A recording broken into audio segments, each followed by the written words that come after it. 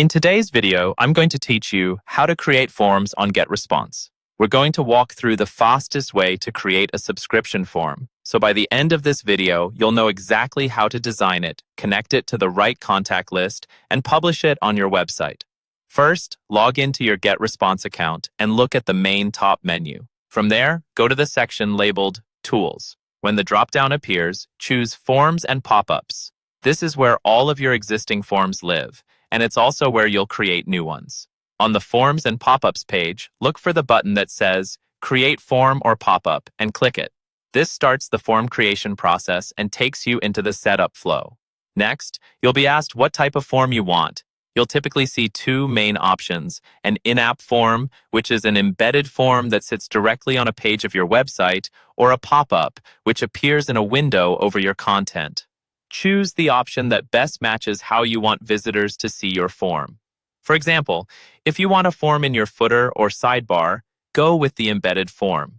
If you want something more attention-grabbing, choose a pop-up. After you pick the type, you'll see a library of templates. These are pre-made designs that you can use as a starting point, which saves a lot of time compared to building from scratch.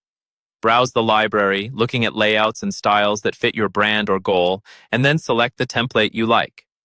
Once your template opens in the editor, you can customize it. Click directly on any text to change the headline, description, or button label.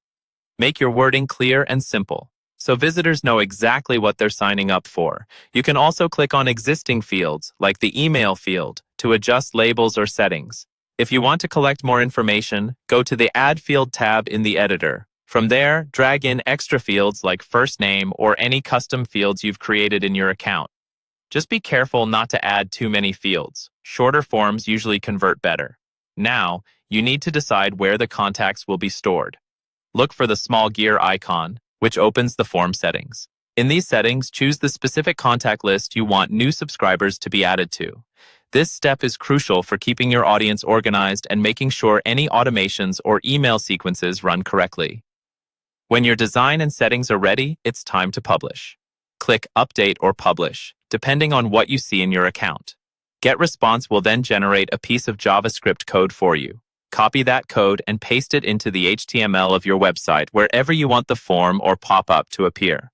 After saving your changes on your site, visit the page to confirm the form is displaying and working properly. And that's the complete, fastest path to creating a subscription form in Getresponse.